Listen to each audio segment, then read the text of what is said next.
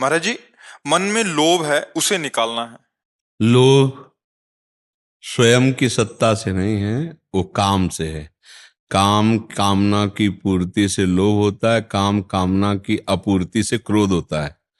जब हमारे काम में कामना में बाधा पड़ जाती तो क्रोध आ जाता है, जब उसकी पूर्ति होती तो लोभ आता है। कामा संजायते क्रोधा, क्रोधा स्मृति विभ्रमा, स्मृति भ्रंशा बुद्धिनाशो बुद्धिनाशात प्रणश्यति। बुद्धिनाश में ही सर्वनाश है, और सर्वनाश करने वाले ये तीन हैं, काम क्रोध लोभ।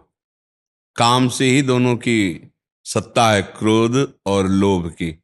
त्रिविधम नरकस्येदम द्वारम नाशन मात्मना कामा क्रोधा तथा लोभा तस्मात् दैत्यम त्यजेते। बुद्धि भ्रष्ट करने वाले हैं।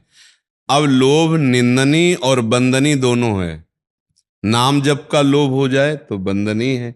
दूसरों की सेवा का लोभ हो जाए कि हमें धन मिले, हम दूसरों को सुख पहुंचाएं, मरीज जो रोगी लोग हैं उनको औषधि दें, जो भूखे हैं उनको अन्न दें, पशु पक्षियों की सेवा करें।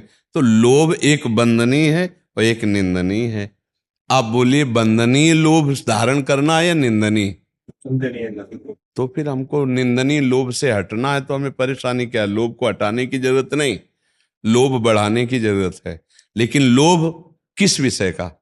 दूसरों का मंगल, अपना मंगल, तभी वो लोभ सार्थक है। रुपये का लोभ, भोगों का लोभ, भोगे हुए भोगों को बार बार भोगने का लोभ, ये चीजें फिर निंदनीय है। तो बंदनीय लोभ को धारण करो, लोभ को बदल दे। जैसे कोई नदी की धारा जा रही है, तो हम उसको अगर रोकना चाहें तो पहले हम आसपास उसके नहर निकाल दें, दो उसकी धारा को रोकने के लिए, तो हम फिर रोक सकते हैं। ऐसे लोभ की धारा जा रही, अब वो गलत दिशा में मुड़ गई, और उसके आसपास हम सद दिशा वाली नहरें निकालें। हम लोभ करें कि भले धन का ही करें, पर हमारे पास धन आवे तो माता पिता की सेवा करूं, बूढ़ों की सेवा करूं, गली में जो पड़े हैं जिनको कोई नहीं पूछता उनको वस्त्र दूं, उनको भोजन दूं, उनको सुख पहुंचाऊं। और धन बढ़े तो एक ऐसा निवास स्थान बनाऊं जिसमें वयोवृद्धों को रखूं, सबकी सेवा करूं, नाम जप करूं, भगवान की प्राप्ति करूं। ये सब कितना बढ़िया लोभ है। लेकिन लोभ को अगर हम गलत मार्ग में ले जाएं तो फिर वो हानिकारक है। क्यों भाई? तो लोभ को उसको बदल दो, कोई परेशानी। किस प्रकार का लोभ आपको दुख देता है, बोलिए? हर एक चीज का लोभ है। ये हर एक चीज में कुछ प्रधान चीजें भी तो होंगी। पैसे का लोभ है, भोग का लोभ है, नाम का लोभ है। कि हमारा नाम हो जाए। हाँ, हो जाएगा, बढ़िया हो जाएगा। प्रभु का नाम जप करो तो हमारे पास धन का अगर लोभ है तो हम दूसरों के हित की भावना के लिए करें तो मंगल हो जाएगा। क्यों? नाम भी हो जाएगा। नाम जप करो आज से प्रभु का, और यश गाओ प्रभु का, और धन की इच्छा करो कि अगर हमारे पास ऐसा धन हो तो मैं बुजुर्गों की सेवा करूं, परिवार को सुख पहुंचाऊं, समाज की सेवा करूं, राष्ट्र की सेवा करूं। ये लोभ बहुत कामदायक है अगर इसका दुरुपयोग न करें। अब रुपया आवे, हम गंदे आचरणों में खर्चा करें, हम भोग वासनाओं में, वो गंदा मार्ग हो गया। गंदी बात है क्या आपके मन में ज्यादा? तो चिंता न करो, ये लोभ नुकसानदायक नहीं। थोड़ा नाम जप करते हो आप? सही बोलो ना, कितनी देर करते हो? आ, 3 बार माला करता हूँ सुबह में और 3 बार माला करता हूँ शाम। और उठते बैठते अगर नारायण नारायण बोलते रहो तो घाटा हो जाएगा क्या? उठते बैठते बोलता हूँ, जब दुख आ जाए ना तब, बाकी नहीं बोल। नहीं यार, तो फिर लोभ कहाँ है? नाम का, नाम का लोभ। नाम का लोभ ऐसा, तदर्पिता अखिलाचारिता तद स्मरणेन परम व्याकुलते। हर कदम में नाम जप करते रहो, अभी मंगल हो, नाम हो जाएगा तुम्हारा।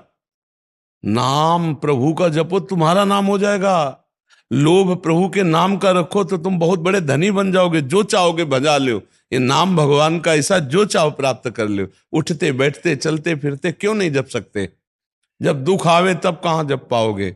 ऐसे ऐसे दुख हैं कि होश खराब हो जाएगा, भगवान याद ही नहीं आएंगे। इतना भयानक संसार में, ये सुख में सुमिरन कर ले तो दुख काहे को होए? अगर सुख में सुमिरन करोगे तो दुख देने वाले पाप अपने आप नष्ट हो जाएंगे, तो दुख क्यों होगा? निरंतर नाम जपने का अभ्यास क्यों न करो? 3 माला कोई बहुत होता है क्या यार? संसार के लिए तुम इतना समय देते हो, भगवान के लिए कितना समय देते हो?